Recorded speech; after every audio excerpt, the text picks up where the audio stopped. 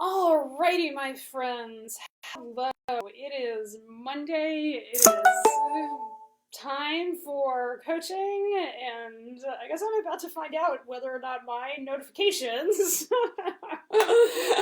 those bongs for my notifications, show up on my videos. And my guess is yes. So, anyway, welcome. It's a new week, and we have lots of really, really good things going on around here. And hopefully with some good announcements coming really, really soon. But I want to thank everybody who joins us on these live coaching calls. I know I changed the time on Mondays and I do them at 12:30, but that's because I have a client who I coach at 11:30. And so I get to feed my family too, and this is out here so that people can become familiar with what life coaching is, what I do, how I have been able to create the transformations in my life that I have created. And I've got something, so on April 1st, I'm going to make a pretty interesting and fun announcement that I am working on. And I have, and I'm going to start doing this, and like, it's actually starting today, really, do stuff in sort of a more formal way, and then we're really going to kick off stuff starting, I guess, next Sunday.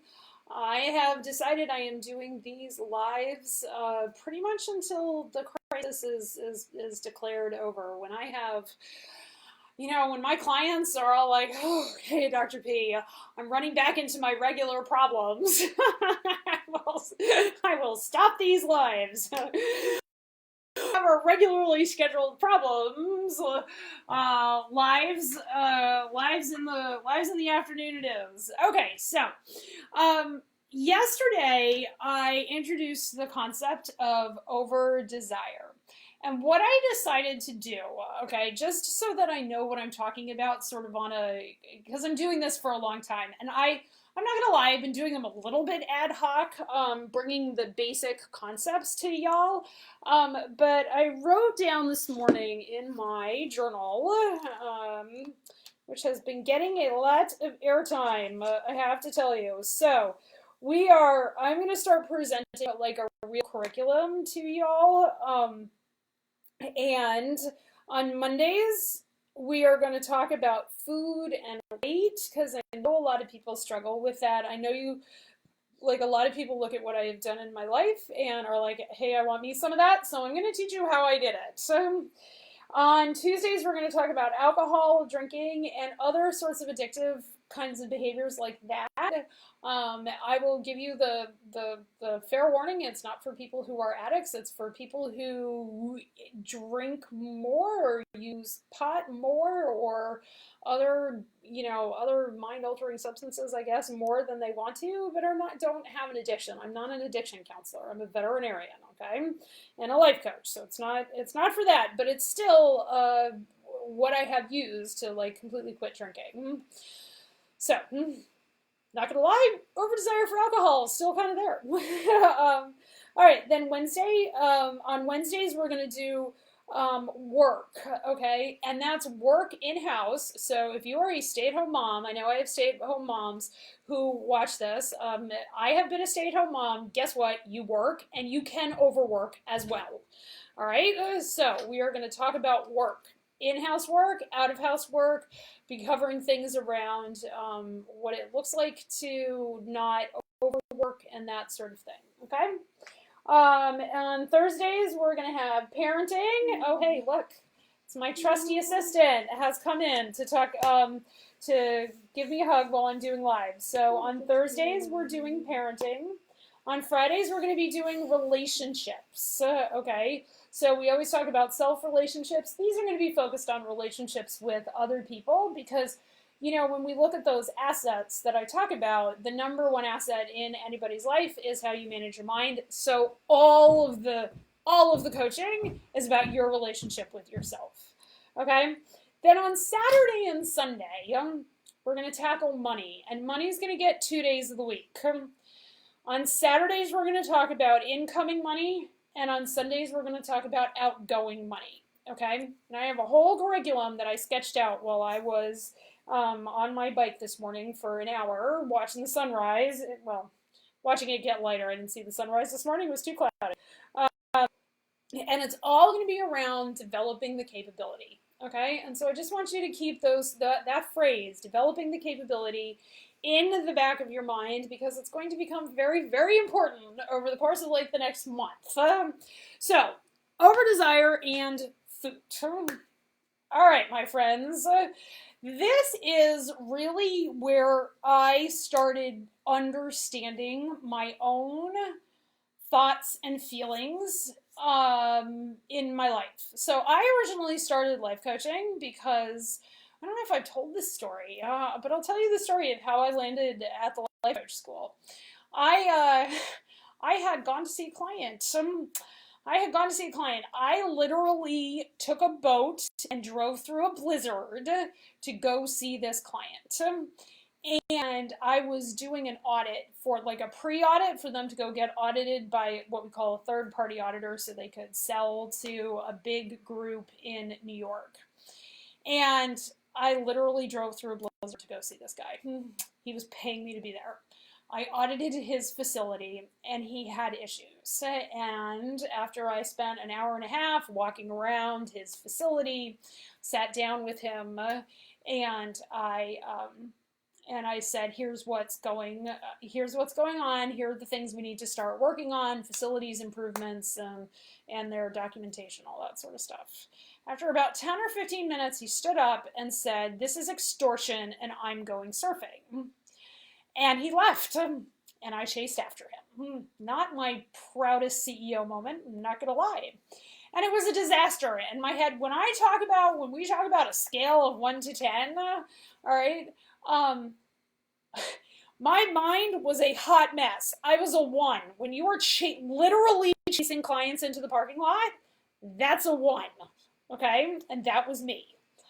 And that is literally the day I found Brooke Castillo in the Life Coach School, and it changed my life, okay? I have since become a certified coach with the Life Coach School. I've been to meetings with Brooke. I've done like all sorts of different things. It's amazing and I love it. And I'm so excited to bring that transformational work to my communities because it is like my ability to manage my mind through this crisis is going to make a significant and profound difference in community self-sustainability and in how we respond to the crisis. And I'm not gonna lie, like I'm out here, I am doing it. I am doing amazing work. I've had lots of amazing connections and hopefully lots of amazing announcements to come soon. So I originally started life coaching because I wanted to get the business to $1 million. And I will tell you what, I have been failing forward to get the business to $1 million for 2 years now. Okay? $500,000 a year in my business yet. I have, over the course of the entire business, made a little more than $2 million. Okay? But that's been 8 years. And so I started that. But as part of Brooke's self-coaching scholars program, she has stop overeating and stop over-drinking, among other things. And I was like, well, I'm overweight. I've been overweight my whole entire life. I gained weight having kids and I never lost it. Why don't I just try? And so I did. And so I started the stop overeating. And I was like, okay, well, I can do that. And the weight kind of fell off fairly quickly at first. I was enjoying understanding how my brain worked and seeing what I could do around setting a protocol for eating and trying out no flour, no sugar. Not gonna lie, I don't do no flour, no sugar terribly well. But I do intermittent fasting really, really well. And I have intermittently fasted every day since, I think, the beginning of May 2018.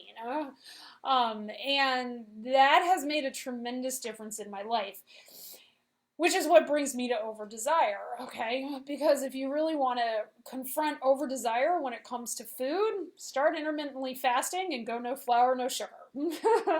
Because boy, it'll come up. And what that looks like and how I'm going to explain it to you is kind of how I approached it in my own life. Now, this is all based on the work of Stop Overeating by Brooke Castillo. And it is, um, there's a semi truck right over there. I wonder if they're coming to pick up my locker. All right, well, we may have to cut this short. It kind of depends. So, the over-desire that comes up is most easily understood by over-desire for simple carbohydrates, okay? I work in food, and I know food manufacturers manufacture food to trigger your desire for food so that you'll buy it, okay? And this is, so yesterday I went over the history of over-desire, all right? When you say yes to over-desire, it releases dopamine. So if you want to learn all about that, go watch yesterday's. Today is over-desire as it relates to food, okay? And what I came up with, so Brooke has this hunger scale, okay? And so I actually have two scales. I love me a scale, my friends. So we have hunger, all right? And when we talk about intermittent fasting, all right, and we talk about hunger, we generally try and eat when we're on a hunger scale of -4 to about +4, all right? This is in the hospital dying of starvation. Hopefully nobody's doing that. And this is like so full you need a vomitorium. If you don't know what that is, Google it. Right? And so by and large, we're trying to eat here within the eating window. All right? And that's because for a lot of different reasons, your body needs to develop hunger. Okay? When you develop hunger, you will trigger over-desire. Okay, that's how your body works. Your body doesn't like to be hungry. All right, and so one of the very first things to know when you are playing around with over-desire is hunger is not a problem. All right, if you have experienced food insecurity, this is not necessarily true to your brain. And if you are experiencing food insecurity now, this is not what you need to be doing, okay? So, but if you are not experiencing food insecurity and you are trying not to eat your way through coronavirus, and your kids being home, one of the very first things to learn is hunger is not a problem. All right, we are not conditioned to know this in our society because when our kids start throwing temper tantrums when they're 2, one of the first things we do is say, "Are you hungry?" Because we try and solve problems with food not out of malicious intent, out of the fact that our toddlers can't speak to us and they get angry when they get hungry. That's all, okay? And so, if you want to experiment with triggering your over-desire, if you are safe to experience hunger, then follow a food protocol of intermittent fasting. All right? The easiest thing to do is set a food window where you're eating within, and this is how I did it, and it eventually shrank, but if we have 24 hours in a day, you do 14 straight hours of not eating. All right, and you do 10-hour eating window, all right, and only 1 hour to eat,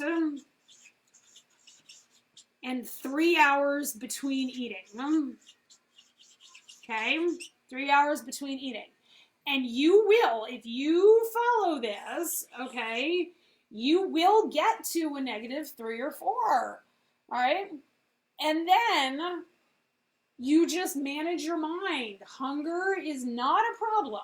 Hangry does not exist. It is a thought in your mind. And if you decide you are developing the capability to understand that hunger is not a problem, you will be able to say, okay, I'm at a -2. Because the problem comes when you're at a -2 and you're like, ooh, I really want to eat something. All right.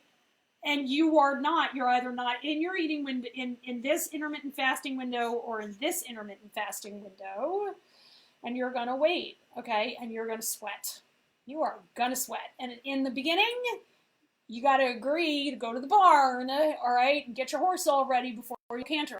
Because I tell you, it feels good to be skinny, right? But it just takes tolerance of over desire to get there, and tolerance of urges, and understanding that you're developing the capability to be the person that you want to be, and you're using food to get there. Like, it's a means to an end, all right?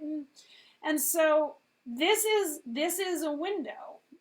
And what I want to tell you is when you are starting this, there are easier and harder ways to go about doing this. So if this is our hunger scale, all right, and we are trying to eat we don't go more than a 4, all right, on the hunger scale, and we don't go to -4 on the hunger scale because that like interferes with our ability to think. All right, but that's it.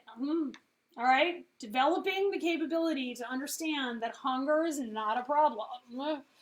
Okay, I'm hungry right now. I haven't eaten since, I don't know, 8 o'clock this morning, and it's like 12, it's almost 12:45, and I'm not going to eat until 1:30 because just the way my day is scheduled, okay? So that's that, all right? But now, I want to show you the food scale I came up with, all right? And this is really key to understanding over desire, all right? So there is a food scale, all right? And it's basically a scale of caloric density. So over here we have -10, and over here we have +10. All right? The vast majority of convenience foods are over here. Okay? So this is simple carbohydrates. All right? You know, we have simple carbohydrates and complex carbohydrates. So this is simple carbs and alcohol, all right? Simple carbs and alcohol stimulate your brain, and boy, do they feel good. Okay? Super stimulating to your brain. All right? If this is a 0 is like, I put 0 as like meat and poultry kind of things, you know, like plain meat and poultry. All the sauces and things go over here, but not necessarily. So this is meat and poultry. I put fruit over here, all right? And kind of on the other side, I put veggies, all right? Over here are the things that actually take more energy to digest than they have available for eating capacity. So this is like celery, all right? This tends to be much more raw. This is not. And this tends to be much more prepared or ready to eat. Let's just do that as ready to eat. Not that celery isn't a ready to eat, but this is prepared. There is actually science out there for like the cheesy poof kind of foods out there where they come to you fairly pre-digested. Okay, like almost I have been in meetings where they have discussed how to create a texture of pre-chewed food so people will eat more. All right, so those are interesting meetings. So we've got fruit and we've got veggies, we've got meat, and you'll notice, okay, so your sweeter veggies are this way, and your more, you know, dense veggies, and that have what we call so we have simple carbohydrates. In the plant world, we call them structural carbohydrates and non-structural carbohydrates. Non-structural carbohydrates are over here, all right, and structural, so this is non-structural carbohydrates, and these are your real structural carbohydrates, okay? If you have ponies, this is what's going to make your horse's feet founder. All right, and so the more, the sweeter everything gets, the more it goes over here, okay? Dairy is kind of over here, in case you don't know. Dairy has sugar in it, lactose, and cheese. When we process cheese, which is why cheese is over here, is it actually hits your opioid receptors. Okay? Everything over here by and large, stimulates over-desire.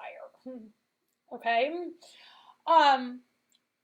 Over here, I've done a lot of experimenting with this. You get a lot of fats over here, like your natural fats. Lard, we eat a lot of lard around here, and butter fats and things like that.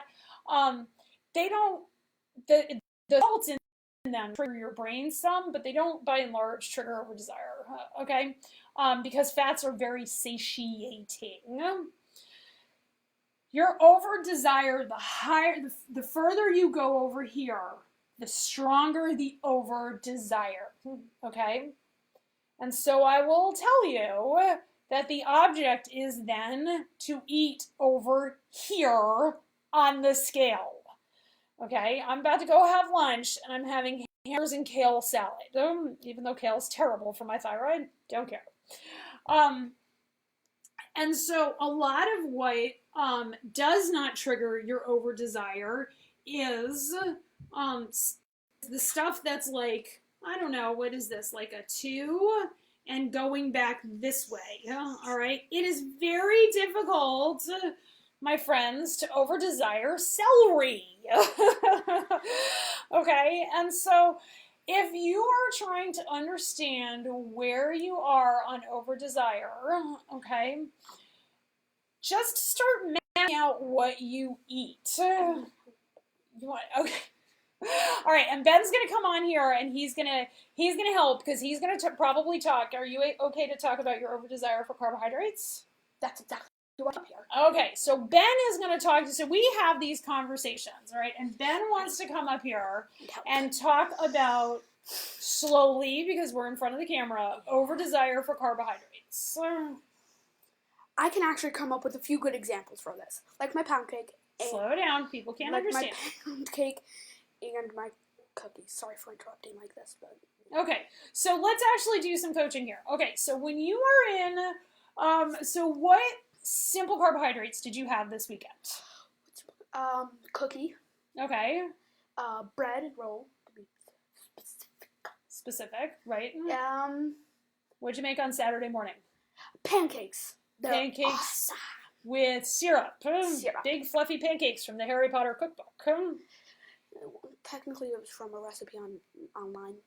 Right, but it's that recipe. Okay, so pancakes with maple syrup is like a definition of a 10. Okay. Nope. Now, pancakes and maple syrup. You had a cookie. We had bread this week, and we had rolls and that sort of thing. Okay, so do you want to talk a little bit about how over-desire for simple carbohydrates looks in your life? Sure. Slowly and to the camera. It looks like me in an atomic explosion. Right. To put it simply. It looks like you arguing with your siblings, your brain going bananas. Now, Ben's kind of a special case because Ben has a superpower of feeling all of his feelings. As you've heard before. The problem is when the feelings come rocketing out of him in ways that make it a little challenging for the family. Like what happened this morning. I had a huge blow up. Right, but we dealt with it. Puppies are so helpful. And the dog helped. But you will notice how your over-desire manifests in your life. And with Ben, it manifests in continual over-desire. And if you look at your kids, generally how it happens. When they learn over-desire, it spills over into over-desire in a lot of other areas, okay? Which is why we're going to be talking about over-desire. Today it's food, tomorrow it's alcohol, Wednesday it is work, because what I did when I really stopped eating, I didn't really start drinking. I mean, I know there are a lot of people who, and Brooke talks about this. Stop eating, start drinking. Right. People are like, okay, I'm not eating. I'm going to get all of my relief and relaxation from drinking. That's not what happened to me. I started overworking. And I mean, I really started overworking. And so if you just resist that over-desire, okay, that any of these foods trigger you, if you resist that over-desire, that exhausts your emotional energy, like we talked about yesterday. I was about to say, don't resist your Don't resist your over-desires. Feel your over-desires. Maybe don't give into them, but Right. don't resist them. It's more energy than it does to give into them. Right. Okay. So, do you want to talk to Mommy about just give our audience one way for you and what it feels like to feel an over desire and like not give into it? Tapping. That's right. Sometimes. We tap. Tapping helps. It's hard to do with glasses. It is. So tapping really helps. So that's one way. The 5, 4, 3, 2, 1 exercise. When you have an urge to eat and it's not time to eat, you're gonna look at 5 things around you. Okay. You are going to. Let's see. 5 is look at 5 things around you. Feel 4 things around you, listen for 3 things around you, smell for 2 things around you, and taste for 1 thing around you, okay? I think the taste one's the hardest, which is why there's only 1. Right? So go get a glass of water and really taste your water. Now, I will tell you, I live in Maine and I have a well, and so my water is fabulous. But that is, those are 2 ways for you to be with an urge and not give in to over desire. Another way is to breathe into that. And breathe, right, and just really simply breathe into it. So there you go. So belly breathing all the way down. Your lungs actually go down. You can't even see them on Ben. Right, his lungs go all the way down. So those are ways that you can deal with it. And when you deal with over-desire in one part of your life, you will learn to deal with over-desire in other parts of your life. Because all roads lead to Rome, as they say. And at one point, that was actually true.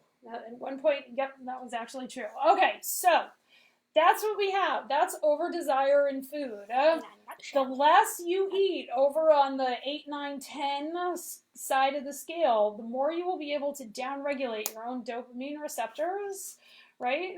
And learn to deal with hunger and understand that hunger is not an emergency. In other words, the less you're over there, the happier you'll be. Right, exactly. All right. Well, thank you for coming upstairs and talking to us about what over-desire looks like and being so open and honest and vulnerable. And I will be back here tomorrow talking about what over-desire looks like when it comes to alcohol. I won't be here for No, that. he definitely won't be here for that conversation. All right. Thanks. You have a great rest of your day. Dionysus might be for tomorrow.